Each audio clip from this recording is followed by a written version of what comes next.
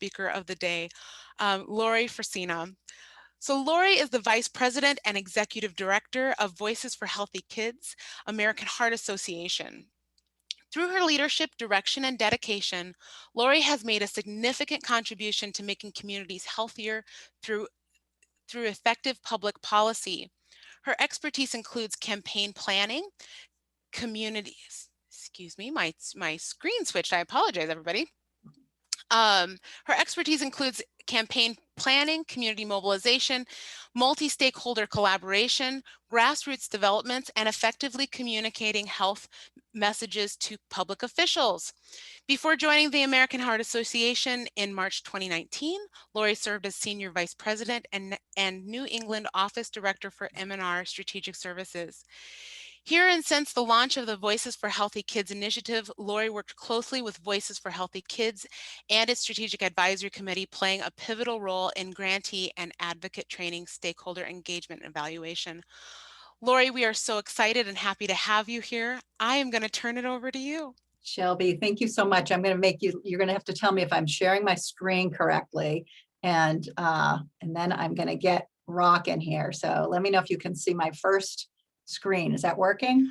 Yep, we can see it. All right. Thank you so much. I wish I were with you all in person. I am so excited about this and so appreciative of the opportunity and just listening, Chanda, to your opening there and hearing about the great work that's been happening in Nebraska. It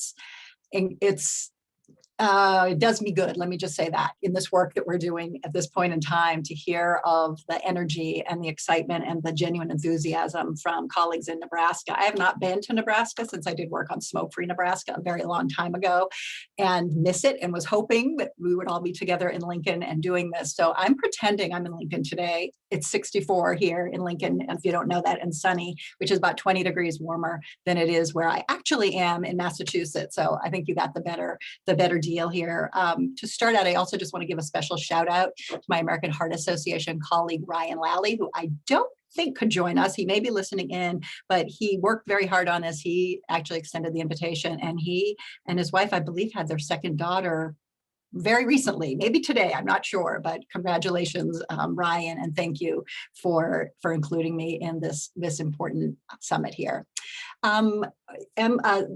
We had a good overview from Shelby about the technology, but just a note, just a reminder to all of you, I can't see you. So if I'm doing something or saying something or talking really fast and you're all like flailing around your hands and trying to get me to slow down, I won't know. So I've encouraged Shelby to interrupt at any point in time. I also can't see the chat.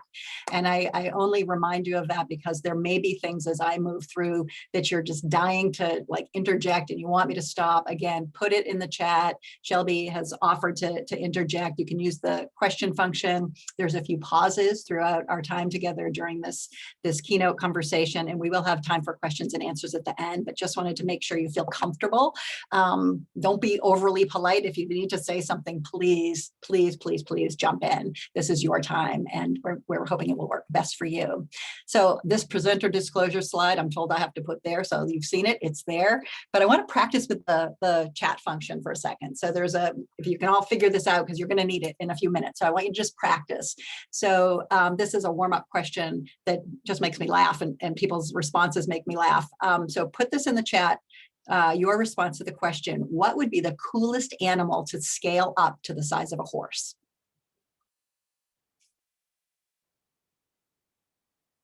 And Shelby, when you start seeing those populate, you can feel free to start sharing. Sure, we've got a pig, a sloth, a meerkat, chinchilla, caterpillar, Boston Terrier, golden doodle, squirrel, snake.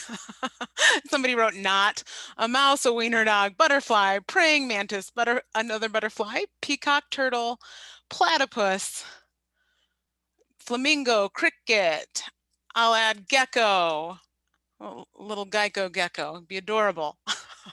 Teacup schnauzer, crab, cat, mouse, beta. Panda bear. You just stop me when you want me to stop here, I'm, Lori. I'm like still freaking out about caterpillar. I have to be honest with you. I don't know, something about a horse-sized caterpillar gives me the We've willies in the we've worst got way. we've got spider and dog and not a spider. I'm with you, not a spider. They get it. They All right, I get it. think They the got chat worked. So I think the chat worked. So thank you for doing that. I wanted to make sure that that worked, and it did. So I'm going to move into something else. And if we were all in Lincoln, I think we would do this. This is something we do at Voices for Healthy Kids when we have large meetings and we have the opportunity to do a land acknowledgement. And I will confess, I did a bunch of research on Nebraska, but there are probably many people on this webinar who know much more than I do. So I would encourage you all to share some of this information, but wanted to make sure we didn't lose the thread of the importance of a land acknowledgement. And so I'm going to share with you this particular one at this point. And it is this. So we acknowledge that the land, oh, I'm sorry, let me start. Yes, we acknowledge that the land that, and that I'm sorry, I want to make sure I get this right. We acknowledge the truth that the land we work and live and on is the ancestral and forcibly ceded territory of Indigenous nations. We acknowledge that the land and the natural resources of which these nations depended were and are inextricably linked to their identities, cultures, and livelihoods, as well as their physical and spiritual well-being. We honor the elders, past and present, of the Indigenous nations that inhabited the land presently known as Nebraska, including the Iowa tribe of Kansas and Nebraska, the Omaha tribe of Nebraska, the Ponca tribe of Nebraska, Sac and Fox Nation of Missouri, Santee Dakota Nation, Winnebago Tribe of Nebraska, Pawnee, Cheyenne, Oto in Missouri, Lakota Nation, Arapaho, and the Kansa-Kaw Tribe. We pay respect and acknowledge the truth of violence perpetrated in the name of this country and make a commitment to uncovering that truth.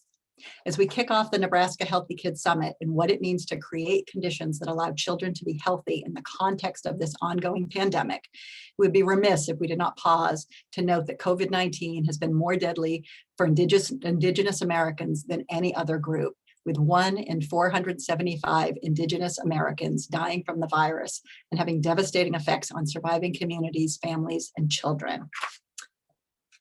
There is a guide, one of the guides I read in terms of crafting a land acknowledgement, that recommended that you suggest a book by a Native author. And because this is the Healthy Children's Summit, my research landed me on this book called We Are Water Protectors, that is only a year old. I think it's literally a year old, and it won all sorts of awards, including the Caldecott Award. It was inspired by Standing Rock and all Indigenous peoples fighting for clean water. It's a New York Times bestseller. What I did not know, though, when I found this particular book, and you all may know this, is that the author is actually Carol Lindstrom, who is tribally enrolled with the Turtle Mountain Band of Ojibwe, and she was born and raised in Nebraska and currently lives in Maryland. So I encourage you to check out that book. We're going to do a warm-up exercise now that you all know your chat. And I will need, Shelby, I will need your help again, but there's the way this works, and this works, if we were in person, we would have you pairing up with somebody and doing this pairing and sharing, but I don't want to lose the thread of the connection, because this is why you all come together. So we can pretend we're having a cup of coffee in the hallway and getting to mingle and do some of the networking that is so important from these kind of conferences. So what will happen, there's going to be 3 questions that happen, 3 in a row, and each of you should just answer the question for yourself. So today it's March 3rd, 2021. How would you answer this question? And just type your response in the chat. It can be as long or short. There's no right or wrong answer. It's only what is your truth. And just put that in the chat function. And Shelby, as these start to populate the chat and you think it's ready, you can start sharing those if you don't mind. Will do. First question is, who are my people?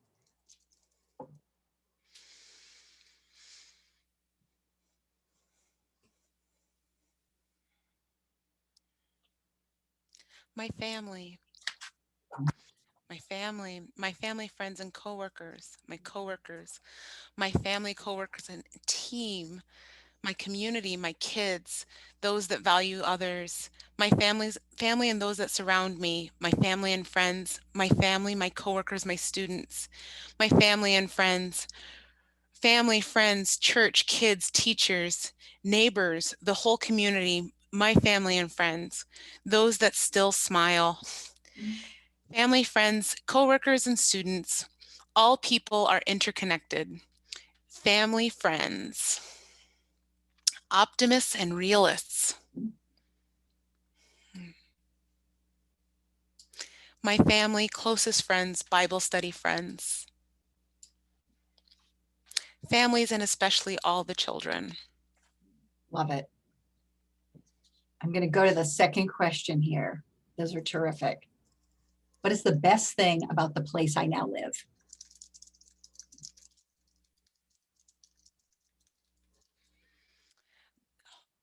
The people, those I am near, freedom, rural, Nebraska friendliness, our dedication to grow and do our best. It's like Cheers, everybody knows your name. The quiet outdoors, the sun is shining, willingness to work together, connections with people I love and depend on, common values, 60-degree weather, my rural community, small community who helps everyone when in need. Personable and friendly. I love all of those. I'm going to move to Nebraska. Nonprofit network, there's another There you one. go. I'm going to go to the next one, Shelby, but can we save the chat? Because I'd love to make sure that we all have this after the fact to go back to, because there's a lot of great assets and strengths and things that people are proud of that we don't want to lose sight of. So if you don't mind saving that, that would be terrific. Absolutely. This is the final question. What is one thing I experienced during my childhood that I wish every child had in their lives today?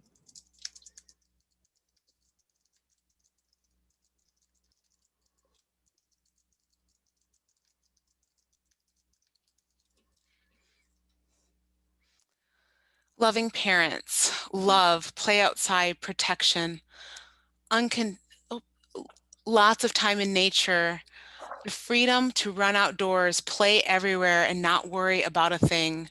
Adults outside of my immediate family who loved and supported me. Freedom to explore the woods, unconditional support from my parents. A lot of quality time with my sweet grandma, great mentors, supportive parents, ability to ride bikes all over town, freedom, safety and security, less technology, the freedom and space to play outside, the freedom to go places, one adult who loves them for who they are, a lot of laughter, access to healthy food, loving joy, protection, safety, ride bikes, unfettered access to nature, adult mentors, opportunity to grow as I needed, the Brady Bunch, enjoy being a kid, access to healthy food, human dignity, a lot of time outdoors. That's great, Shelby. I love those. Thank you for sharing. Thank you for reading that. And thank you guys for sharing that. I think when we think about the opening of this and how we think about healthy children, we sometimes think about data points and very specific things, but what you all just described is actually what a healthy child could look like. And I think what we are all aspiring to in our hearts. So I thank you for sharing that. I would like to learn a little bit more about all of you. So there's a very quick poll. I don't know, Shelby, if we taught people how to do the poll, but I think it's fairly straightforward. So there's going to be a polling question that pops up so we can just get a sense of who is in this virtual room that we're all sharing this afternoon. There it is now. It should have popped up on your Ooh, screen. look at that.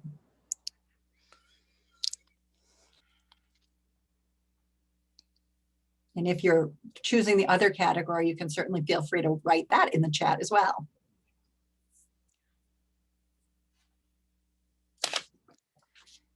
And Lori, we'll give this about a minute and then I can share out the results as soon as it's done. Perfect.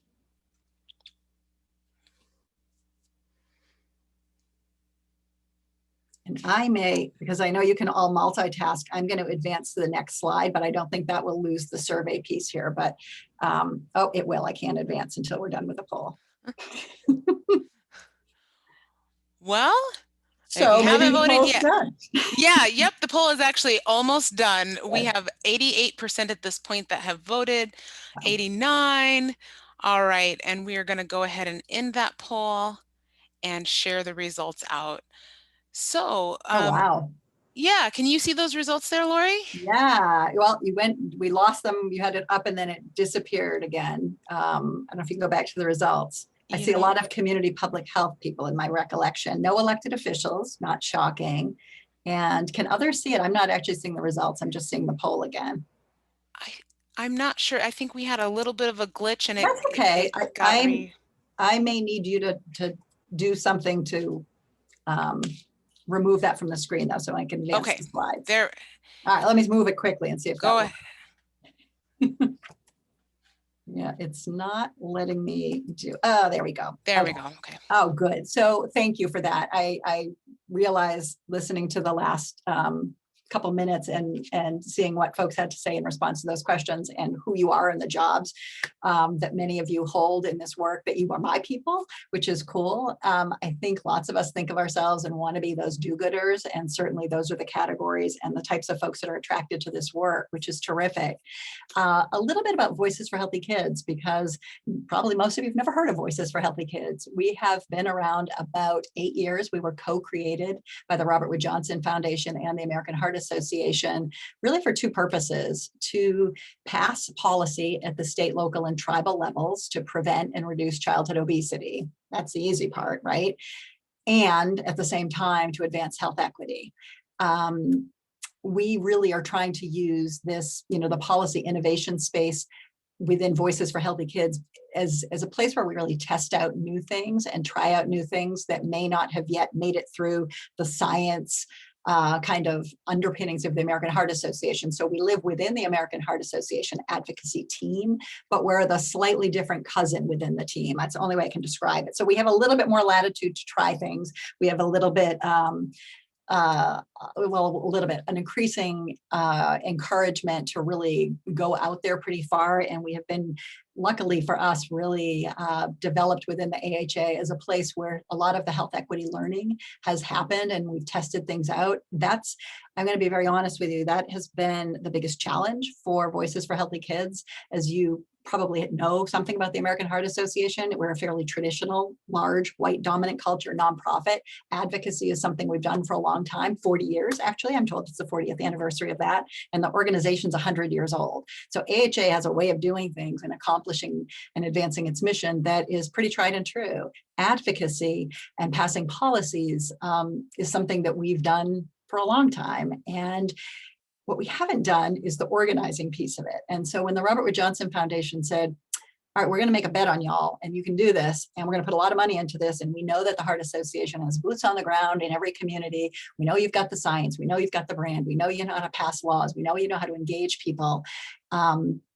But the equity part was really them throwing down the gauntlet to us. And I don't know that anybody in 2012 or 2013 actually knew how big of a challenge that was going to be. But I am going to share with you what that journey has been like for us, because I think it's significant, not just for us, but for the work we're all doing together. The organizing culture and the advocacy cultures are about as different as night and day. And if you work on either of those, you understand the challenges. Not only are our cultures different, but our experiences, our history, our ways of getting things done, our theories of change, whatever you want to call it, we're different. The power dynamic is also very different. In what is the traditional advocacy culture, it is, again, a white dominant culture sort of model. It is very much, I'm just a bill sitting here on Capitol Hill model that we're all familiar with, where organizing is a very different, much more organic, grassroots, bottom up, community driven, sometimes messier, but very often more impactful. Bringing those two worlds together more closely through Voices for Healthy Kids is something that I try to work on every day. We have not solved for it yet, but we're getting closer and we're working on it. The way that Voices for Healthy Kids is structured, there's really three things that we do. And our budget is pretty much broken out like this. We do strategic campaign funding. So we are a funder. We have had grantees in Nebraska. We hopefully will have many more grantees in Nebraska, where we give money out to community-based organizations and tribal organizations and other organizations to lead campaigns on policy change that fit within our policy agenda. So that's a lot of money. About a third of our money goes right out the door. We have increasingly been putting that money into smaller community-based organizations led by and representing communities of color and rural communities for all sorts of fairly obvious reasons. Another big focus of our work is what we lump under training and technical assistance. So we have a staff that really are campaign experts. They've got a lot of experience. They work with our grantees. They have, they provide online action alerts. They do communications training. There's science that's a piece of this. There's policy review. There's legal review to make sure groups are following their lobbying. All of this. What isn't known about Voices for Healthy Kids is we don't just do that for our grantees. We will do that for anybody working in our policy area. So if y'all are thinking, well, that would be great, we'd love to have access to it. Too bad we're not a grantee. You don't need to be. You just need to let somebody know, and you can go to our website. There will soon be a TA portal, but feel free to email me or Ryan and ask how you could access these tools if you're interested in them. They are there for you. We are really committed to movement building, which is the third part of this, and that's movement building partnerships. And that is really working with state, local, national, tribal organizations to try to connect together what is an incredibly complex environment around all of the things that contribute to child health and childhood obesity. And it's vast. And there's probably many movements within this movement that we sometimes call childhood obesity. Trying to pull those things together in ways that make sense for folks is part of what we try to do at Voices, and we have various mechanisms for that. And in the center, what our goal is, or our mission, or a vision, pick your word, I don't really care what you call it. It's really to prevent and reduce childhood obesity with policy and systems change centered in health equity and racial justice. So they are not separate. That is like one thing, sentence all together, and it's critical. The way that we're doing that in 2021, our policy priorities are around things like healthy hydration, so sugary drink taxes, healthy restaurant meals for kids, water access in schools, early care and education. There's a whole bunch that falls under early care and education, Head Start, Early Head Start, both in terms of standards and funding. SNAP incentives, we're developing a WIC policy, healthy school foods, preemption, both defending against bad preemption that limits local authority over particularly local public health and health equity, and repealing preemption. 5-6 years ago, we wouldn't have thought we could have repealed preemption, but we've been having luck in some places repealing it. And so we are in that fight as well. The last 12 months, it's where I think we're probably on our anniversary of this country understanding what COVID-19 was. But when you look at everything that's happened in the last 12 months, our personal calling within Voices for Healthy Kids has probably, like all of you, become much more obviously centered in racial justice and health equity. None of these things are separate, whether it's the way the pandemic has impacted communities of color, the murders of George Floyd and Breonna Taylor and Ahmaud Arbery and so many other people, and then watching the insurrection and maybe even experiencing the insurrection on January 6th. Like, this country is in a critical place where we cannot separate out the do-gooder work, right, that we're all doing as our public health advocates and child advocates from the context and the history of this country and the way it's impacting people. And so as we think about our work often collectively in this as change makers, you could take a look at this graph you're looking on screen right now, and basically you could substitute any social determinant of health, and you could probably guess without the labels at the bottom which line could be assigned to which race. And you could probably pick, this could be housing, this could be healthcare access, this could be income, this could be educational attainment. It could be so many different things. And the fact that we can all look at this and guess without much struggle where those racial and ethnic lines break down tells me that as do-gooders, we're not actually doing that well, because you could go back in time 10 years, 20 years, 30 years, 40 years, probably 100 years, and these lines don't change a lot. And that is structural racism at play. The fantasy, the goal, and where we would really love to have deeper thought partnership with folks like you in Nebraska and around the country is, how do we get here? How do we really get to racial equity and put together the picture where you can no longer use race as the way to sort of determine these health outcomes? And this is not impossible. Like, we actually can do this. This is not crazy. This is not impossible. But part of it is thinking about, like, how do we do this together? So this isn't one group. This isn't, one solution. This is all of us. But we have really started to hold ourselves accountable within Voices to that being the destination. That needs to be that is what success is going to look like. Not more do-gooding where the lines might be scoot up a little bit. Like, that's not sufficient. All of the lines need to move up, and they need to come together at a high point together. For us, that's what racial equity looks like. That's what health equity looks like, and justice. So that's what we're aiming for. And when Ryan invited me to join you today, I've not done this. There's no place to go. Nobody's been inviting me to do a keynote or anything like this in a while. And I was like, honestly, a little bit nervous. I'm like, I am not missing this opportunity, because what we all really need to be doing is evangelizing and getting as many people excited about this and seeing their places in this work. And what you are doing in Nebraska has implications for what we are doing in Massachusetts, and what colleagues are doing in California and Kentucky and West Virginia. And so how we all sort of see ourselves as interdependent and similarly or singularly focused on this end game is critically important. So I was not about to say no to the opportunity to join you today. So a little bit about you can call it a theory of change and call it whatever you want, but sort of how we do our work in Voices, and probably how we do our work in advocacy.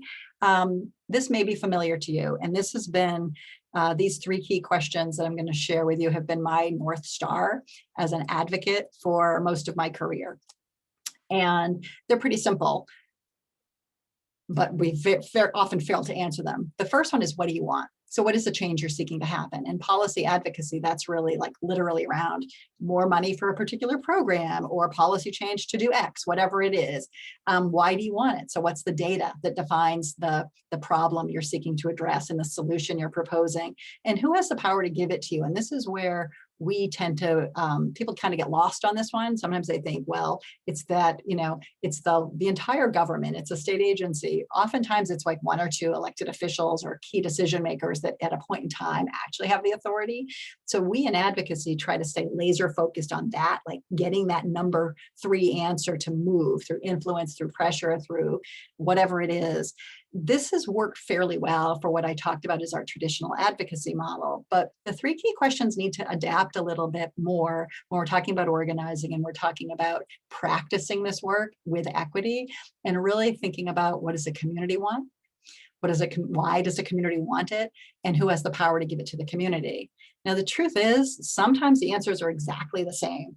They absolutely can be exactly the same. But not asking those questions and not engaging the communities who are impacted by these issues from day one, and funding these communities to actually ask themselves these questions and implement their own solutions, is probably where we've seen some of the biggest breakdowns in public health, and certainly in health equity. And so these are things that we're always trying to hold ourselves accountable for, and some of what I want to share with you. But you've got another quick poll here, because I want to know a little bit about your learning preference. So if we can pop that up, Shelby, and see what folks say, and about their learning styles, that would be awesome. I believe that there's 3 questions. You get to pick one of your learning styles. So if you prefer, when you're learning something, theoretical models, well-packaged success stories, or unvarnished mistakes made along the way and how they were overcome, just let us know what your preference is. And that poll is up and going now.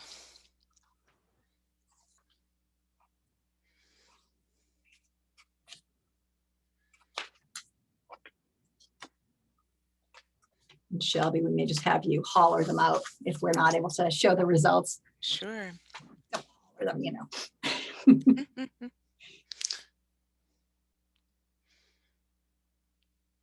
We have about 20 seconds left of the poll being open. Go ahead and answer. So far, Lori, we have 53% say the unvarnished mistakes Thank made along the God, because way. thank God, because that's what you're going to get. Uh, that now went up to 53%. 39% say well-packaged success stories, and 8% say theoretical models. All right. So thank the Lord that that is what you pick, because that's what you're going to get. And one of the, so thank you for that. And see if I can advance the slide here. I don't know why it freezes a little bit for a minute. There we go. So when I was speaking with the summit organizers, one of the things that we talked about is like, well, what to share. And I think one of what I have appreciated so much as part of the Voices for Healthy Kids team as a staff person and as previously as a consultant was this hard work around health equity. I feel like I've been doing advocacy in public health for 20 something years, but I feel like my career started over brand new. Like I just fell out of the moon to have to start this work from a place and learn things and unlearn things that were unfamiliar. And so what I really want to do is share with you some of the lessons learned we've had along the way. These are, I did not vet these with all my staff, so they may be like, oh, you forgot 25 of them, Lori, and that's probably true, or I wouldn't have told the story exactly that way. So this is not going to be recorded and shared. This is not being shared out with the whole wide world, but there may be other perspectives on these lessons learned that are equally, if not more valuable than my perspectives. And others on our team would certainly be happy to share those with you. But let's go through these. So rules of engagement. One of the things that we've learned the hard way is that the rules of engagement, and I've spoken a little bit about this, and the norms of advocacy culture and public health advocacy, and grantee funder relationships, how money is granted, how campaigns are run, how policy is written, how coalitions are structured. It's really like our way or the highway, or it was our way or the highway. We had a very prescribed way of doing things. We also, as we started to talk about wanting to advance health equity, there were occasions where there wasn't a fair and a safe space to be challenged on that, or we weren't necessarily able to hear it in ways that were useful and helpful. And I think we're getting better at that, but it's taken a long time. So in the way things used to be done, like if somebody did something or said something, even like right now in a setting like this, our default might be not to say something to them in front of the group, even as politely, but to maybe address them privately because we don't want to embarrass them. Well, I'm not a big fan of embarrassing people. If we don't confront things like bias or things like that when they happen in certain settings in real time, we also communicate to people who may be harmed by that bias that either we don't know that it happened, or worse, we know that it happened, but we're just going to ignore it because it wasn't that important. And it also is, we lose those teachable moments. So if there's time at the end, I'm going to share with you a technique that we've used on our team to sort of deal with some of that and how we call each other out. Other places where the rules of engagement of our normal ways are challenging is we tend to hire our friends. We get, we work with the people we know. We've got the same lobbyists. We go with the known quantities, the people and the organizations and the vendors that already have power and brand and juice. And that doesn't really allow others to develop those things. And it keeps the power consolidated in the status quo. And so we confront that. We look at that a lot, and it's challenging. Another place where there's a lot of learning going on for me, for my team, is really around our staff of color. We have a diverse staff in many ways. I would say it's still not a diverse enough staff, and we're working to improve that all the time. I think there's a couple of things that my colleagues of color on our team would say, and within AHA, because we have a lot of conversations about this. One, and this maybe is obvious, but I feel like I need to say it because they did say this, is we should never assume that just because a person is a person of color that they are automatically fluent in the language and the work of health equity or racial justice. And that oftentimes people get put on the spot and expected to talk about things as though they are expert, when one, they may not be expert, and two, they don't want that. That's not their job in that room. Their job is as the operations person or the communications person, whatever it is. And sometimes we default to that.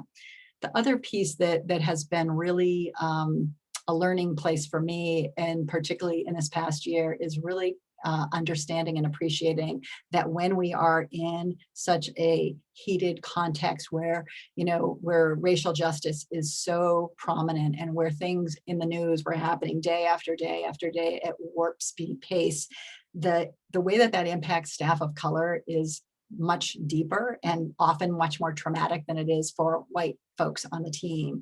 And so when we have conversations, I can't remember I think it was after George Floyd's murder, and we don't have a huge staff. There's like 25 people on staff, and we have a weekly meeting, and we did a check-in at the beginning, and that went well. People really wanted to talk about it. They wanted to be heard. They wanted it acknowledged. They wanted it named that, my God, this thing happened. And so that was like, wow, progress. We're talking about it.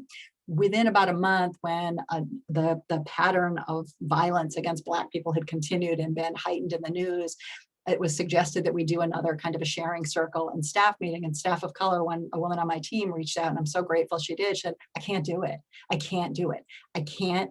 She goes, please don't know if I can't sit and really listen to white people that I love and respect and need to work with process their feelings about this, because my experience of this is so different than theirs. And that was a time where organizationally we started to really explore things like, having, if folks wanted, groups where just staff of color met on their own, where we started doing, I think some organizations will call them affinity groups. We didn't call it that, but that's what some groups would call it. We were already doing a lot of training and health equity training and racial justice work for our own team, and really broke it apart. So executive, our senior leaders were in one group, our staff of color could be in a different group, and the rest of the white staff who are not on the executive team could be together. We're exploring doing some of that with the AHA trainings that are coming up for all the AHA advocacy people. There's lots of different models for it, but really understanding that there's different experiences and those need to be monitored. And at the same time, so while white leaders like myself need to be in constant dialogue and checking in with staff of color to see what makes sense at that point in time, it's also not to be asking like our staff of color or colleagues of color, like, what do I do? Like the what do I do question. We got this thing called Google, and check it out. Like there's so much out there. There's so much advice and guidance for managers and leaders to find out how to do this work better, how to do this work well. It's not fair, obviously, to be expecting our staff and colleagues of color to be teaching us and leading us when we white people like me should be doing our own work and making it a priority, not just a side gig, because we're talking about it in a setting like this. And so there's been a lot learned, and there's a lot more to learn in that regard. Expertise is another piece that. Lori, this is Shelby. Oh, sure. Just a comment really quick in the chat. You said that you wanted to know if they were there. There's a comment that says, yes, you are recounting my experience. Thank you for verbalizing. Thank you. I appreciate that. I wish we were all in person and had like 3 days to talk about this, because this is, I think, the most important work that we do together, but thank you for that feedback. Expertise. There is so much expertise out there around learning how to become more proficient, more grounded, more real in this work of health equity and racial justice. I'm happy to provide all sorts of, I've got all these blogs and Facebook groups and different things and podcasts that I subscribe to and listen to and go to, but again, Google it, you'll find it. There are so many resources. I would encourage you not to pick sources that are white people's sources. It's, in the first book that people talk about is White Fragility. And I love Robin DiAngelo, that's great. I think what she did is great, but that can't be your first and last stop in learning how to be anti-racist. We should really be turning to and looking to and accessing people of color with their lived experience as experts on their experience. So if that's challenging, I'm happy to share some resources. Lived experience is another thing. We heard that phrase came up a lot in Voices, we need people with lived experience around the table. And that's true. And I think that's, engaging the community, that's exactly true. I think what I would also recommend, as I paid attention to the different jobs lots of you have, lived experience isn't inviting people from the community or folks with different lived experiences of the communities that are being impacted by the change you're seeking to create. sometimes we act like that's like a favor to invite you to be to our table. We need to start compensating to be at those tables, whether they're young people or community members, parents, senior citizens, whatever. If they're bringing in lived experience, it will help you inform your work and make your work better and stronger. We need to start compensating them to be at those tables. It's not an honor to be with us if we're all sitting around that table and being paid. And so we have built that into our structure, and we are trying to honor and value lived experience for what it is. Coded language. This probably means different things to different people, but I think of coded language as when we sort of soften things up, like, right, even equity right now is like a buzzword, like everyone's talking about it and blah, blah, blah, and all these funders, and we all love it and it's great. And sometimes it gets to a point where it may not even mean anything to people. And so we are really trying to push ourselves and Voices for Healthy Kids to be talking much more explicitly about racism, about structural racism, and quite frankly, about the ways we have contributed to structural racism in our organization and in our work. And that like scares the bejeebus out of people sometimes, because it's like, oh my God, you can't go there, you can't say this. But if we don't do it, if we soften everything, it loses meaning very quickly. And it may be that structural racism also becomes kind of a buzzword at some point. It's harder for me to get my head around that than equity. But I think being intentional, using speaking words that are the true words and not packaging them up in cotton balls is how we're going to change and normalize these conversations, particularly with decision makers that are passing laws or policies or regulations. Like, we can't slip it in and like sneak it in and hope they get it in there and hope equity comes out of it. Like, we got to start talking about this. And I know some of you are thinking, yeah, that's easy for you to say from Massachusetts. It's more difficult in Nebraska. And I acknowledge that there are places in the country where it is maybe more difficult to have these conversations. We have developed some tools that Shelby and others will share. One of them just came out last week about talking to decision makers about equity and structural racism and things like that. But coded language, it gets in our way. Grant making, we've made a lot of changes around grant making. Originally, we had an application process that was, super formal and long, and you had to do X, Y, and Z. And it wasn't, we were like, why are we getting applications from the kind of organizations we want to be funding? Why aren't we hearing from, organizations led by people of color in communities of color, small organizations? Like, we knew who we wanted to be. We knew who we wanted to be funding. And our communication on it was like, we were so bad at it. It was like so formal, not accessible, not helpful, not useful. So we've redone the way we, write our grants, the way we solicit applications. The hoops that we make people go through have changed. Our review committee is much more diverse and inclusive than it ever was. What we're scoring and valuing is completely different. We also, thanks to the Robert Wood Johnson Foundation, are providing now more operating funds, so that overhead and things like that. So these organizations that are getting by on the shoestring have more resources to also support some of their other work, which is incredibly important. The power to define is a big deal. Like, who gets to define success is specifically what I'm talking about.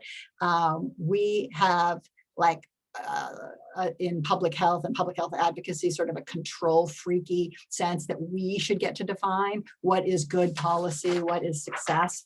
As we bring in communities to help us define success, we're finding really different responses, which is great. I'm talking fast here because I know I'm looking at the clock, but Louisville, if my staff were sitting here, they would all be like, oh my God, they don't even need me to tell it. Like, Louisville is like our code word now in Voices for Healthy Kids, because it was one of the most painful series of mistakes that we could have made around our own health equity and sort of attempts to be centered in racial justice. We were holding our annual grantee meeting in Louisville probably 3 or 4 years ago, maybe 5 at this point. I was a consultant helping organize it, so I wasn't staff, but I helped plan it. We like to do a sense of place activity when we're in a location, and Louisville, where the hotel was located, we had the opportunity to really do like a nice walking tour of the neighborhood, to learn about the history of Louisville. And we had identified somebody who was going to be our speaker, who at the first speaker was an African-American man, a local historian, and he couldn't do it. And so instead of us knowing that that's where we should have stopped, we found another person, and she's terrifically qualified for all sorts of things. She's a historian, a published author, a white woman. She did great on the phone calls. We were very clear with her about health equity and racial justice. But when she got up in front of the room that day, some of the language she was using, including using the word slave instead of enslaved person, showing photographs of some of the beautiful old mansions that were plantation mansions from the time period. You could just feel it. It was like, oh my God. And we had 150, 200 people in the room. Then we went on our tour. We did correct, somebody did, a colleague of ours, very politely and appropriately explained why the term slave is not an acceptable term to use. And we kept reminding her about that. And we went out and did the tour and came back. And again, I don't mean to, I'm not faulting her for it. She hit it and missed it on certain things. When we came back in the room though, what was the hardest part about the whole thing is, one is we should have interrupted at different points and we should have really interjected and stopped. But two is the way we had set it up. And this again is coming from a team of mostly white people planning this event that was supposed to be X for the entire group, completely failed to consider the feelings of our African-American staff and grantees and partners who were going to be part of this tour of this neighborhood that had on the stop certain, historical, I don't know, monuments or pieces of the conversation that were shared that were about the period of slavery and how that was going to impact people. So emotionally, you had, this field trip feeling for some people because we're getting out and we're seeing Louisville and how exciting we're learning about the history, and a very different experience for participants of color. And it was for me, and I think it still makes me sick to think about it. Waking up the next morning, I have what I refer to as the health equity hangover, just feeling sick and not, because we knew people were hurt and didn't really know how to address it. And it's something that we go back to all the time in Voices as a, let's never do this again. There's a lot of lessons learned from that, including when we're planning our agendas, we are including people of color and diverse, and we're like, help us go through this agenda, pick it apart. What are we missing? Who should be speaking? What does this look like? So we're curating an event that isn't diverse and inclusive for the poster and for the visual, but for the actual experience of our participants and what we're getting out of it. It's a lot more work. It is, but it's a lot better to do. And that's another piece. Humility and the lesson learned there is probably self-explanatory, but that is not always easy for, again, I'm going to keep saying white dominant culture organizations, but all of us do-gooders who want to be making and helping and doing all those things. It's hard sometimes to know what we don't know. It's hard sometimes, especially as a leader of an organization or a team or whatever that is, to always be keeping that humility there and knowing that, and I'm speaking as this is specifically as a white person, there's a lot of conversation about intent versus impact. There's a certain point where we got to stop hiding behind that and like be focusing only on our impact. Like, I don't need to explain to anybody what my intention was, because if I screwed it up and my impact was this, that is way more important any day of the week than what my intention was. And if I am not checking out my intention before I'm opening my mouth, before I'm presenting, before I'm hosting a conference or whatever that is, then that's my bad. And so the humility to be able to do that as a leader is something that is a growth piece, which brings me to taking and making it personal. If this makes you uncomfortable, this work, good, then you're doing it right. If it's not making you uncomfortable, you're probably not working hard enough at it. If it doesn't cause you to feel in some days, like I feel, I said, like I'm starting my whole life over and my education and my career over, keep at it, because this is really important. It can be painful. It should be. I feel like lots of us were kind of sold a bill of goods and what we were brought up to believe and told was true. That's still on us to change that for ourselves and for our kids and our grandkids. And that's a lot that goes in there. So these are some of my lessons learned. There's a lot of ugly stories behind them that I'd be happy to share at some point, but I just want to show you sort of how this plays out in our equity evolution. So we started out in Voices, trying to just learn, like, what is health equity? Why should we do it? We thought that health equity at that point was making sure we had diverse membership around our coalition table. And that was not an easy sell for some of the groups. Then we looked to our strategic advisory committee, which is really a very diverse group that they're both our friendly critics and our critical friends. And we are very dependent on them to sort of hold us accountable and keep pushing us, but also to tell us what we're doing wrong and to hear it with, again, that humility. Our staffing and hiring began to change. Our policy elements started to change. So we force ourselves to try to have policies that are not racist policies, that are not perpetuating structural racism, that, for example, bike ped policy that has enforcement in it. there's an anti-policing element to that we had to like, okay, we got to take that out to look at all of our policies to try to make them equitable. Our trainings for grantees, doing historical research on the places where we are funding and where we are presenting and showing up. So we understand from the time of indigenous communities to present day, how power and race and equity all flows through that community, because it doesn't start the day you land there. It started way before. Grant making, staff training and coaching. You can see that's like in the middle. That should have been way earlier. The biggest takeaway I would have, or guidance or advice for all of you, is investing in your staff. We were so focused on the external, like, can we, the do-gooders do good externally? We weren't ready. We had to really do really deep, hard personal work as individuals, as teams, as voices within AHA, then out. We're still doing that. We're not done. We'll never be done. But that investment, and it's not cheap, is the best money you can spend to make sure you are ready to be the leaders and the infrastructure and the support to drive the work that you want to do. Otherwise, it's a lot of theatrics and scaffolding as opposed to the actual heart of it. Our science and research has changed. We are working now really to be hiring and employing researchers of color. We're working with a group called Expanding the Bench. If you don't know them, check them out. They can help you find researchers. We're doing more community-informed led research, and that's working through base building organizations and other networks first, and then our procurement. So who are we hiring to do things? Who are the communications firms we're working with, the advertising, the lobbyists, whatever. And then our policymaker messaging, which I reference, and really not using coded language, really starting to talk to policymakers, because we work with them all around the country, and get our grantees to do it explicitly about this policy, how it can advance equity, why the need is there, and how it connects to structural racism. They're clunky conversations at first, but we sort of figured out like, we got this American Heart Association brand, Voices for Healthy Kids, and everybody knows that. And if we use our brand as a calling card to actually provide maybe political cover to some folks who want to do the right thing, or maybe they do, but they're not really sure, but they can say AHA thinks it's a good idea.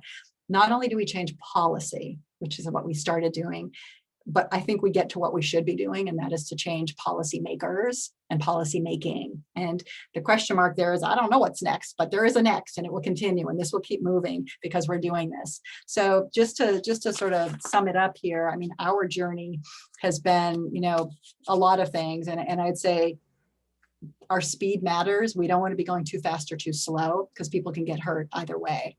Leadership matters. Every single action, every single decision, word, dollar that goes out, somebody, hopefully more than one person, is going to be leading that with authority and clarity around equity and racial justice being non-negotiable, and no veering off of that. Our map matters. The map we use is important. It shows us where we're going, but it also shows us where we've been, and it's shareable, which is important. Our guide matters. We need lots of guides and signposts along the way. There are millions of folks and millions of resources that are out there willing to help us get there. Don't default to one, like have the right particular guide. And then, of course, making sure that there's humility, and doing this with as much humility as you can possibly bring to the work is critical. So there's a lot in there. And what I am excited about is really thinking about what we at Voices, and all of us in this work, and you in Nebraska, if we're kind of keeping these things in mind and not separating out child health from racial justice and health equity, but we see them as one and the same, I think we can get here. I think what you're looking at on the screen, it's possible, it's doable, it's not without it. And I am so appreciative of the time with you today and being included in this. And I am going to pass it back to you, Shelby, because I know we've got some local experts to hear from, but just really want to thank all of you, and encourage you to look to us as a resource, but also as people who can learn from you, because we're in it together. So thank you. Lori, thank you so much. Thank you for your time and your expertise. It's been a really enlightening time period. So I know that we can't see anybody but me, but if you all will go ahead and give a round of applause, hopefully Lori can feel that. Lori, feel free to go ahead and take a look at the Q&A. I know that there's one question in there so far, and we'll circle back to you to do a short Q&A session. For those that are listening, please use the question and answer if you have questions directly for Lori. Before we get to that though, we've got a really special time. We are going to be doing local reflections, and we have two guests with us today. Dr. Khan and Octavia Duncan have agreed to come and do our local reflection portion, where we're just going to ask the two of them. I will be asking them of just a few questions of reflection based off of our time with Lori. So let's go ahead and get this started off. We'll start with you, Dr. Khan. Dr. Khan, will you share with us, briefly share with us the work that you do and where? Thank you very much. And Laurie, that was absolutely excellent presentation. Thank you very much for coming and sharing with us and here in Nebraska, even if you happen to be in Massachusetts. So our work at the College of Public Health is to create those leaders. And for example, our incoming class was 30% classic underrepresented minorities. So this is Blacks, Hispanics, and Native Americans. And that's our goal every year, to increase that, because I was taken by Lori's comment about white dominant culture and why it's important that actually the leaders we train to work in our communities are representative of those communities. And we do that at the College of Public Health. We also are aggressively involved in community-led research. I like that a little bit better than community participatory research. You know, what are the needs of the community, and how do we bring our scientific expertise to support the community to get the work that they want to get done in their community that meets their needs. And so we have numerous activity along those lines. I could go on and on about the project we have. Some of your poster presentations will be people who work with our faculty, including the esteemed Dr. Paul Estabrooks. We do a lot of work on obesity. But I do want to say one thing, Laurie. You said that it's difficult to work in Nebraska potentially compared to Massachusetts, and I would disagree with that. I think people in Nebraska increasingly understand the role of structural racism and how social justice is a foundation of public health and health. And it's a great place to work. And we do have the ear of decision makers in this city and state to make appropriate changes. So I'll cede there. Thank you, Dr. Khan. Just for clarity, so we've got 94 attendees in the room. When you're talking about the Public of College Health, would you actually state your title and which college you're talking about and where that's at? Sure, glad to. I never think along those lines. We're the only accredited college in the state. So University of Nebraska Medical Center, College of Public Health. Very good, thank you. And that's in your College of Public Health for the whole state and the nation. Very good. Well, thank you so much. Next, I just want to give Octavia a chance just to share with us what's the work that you do, what's your title, and where do you do that at?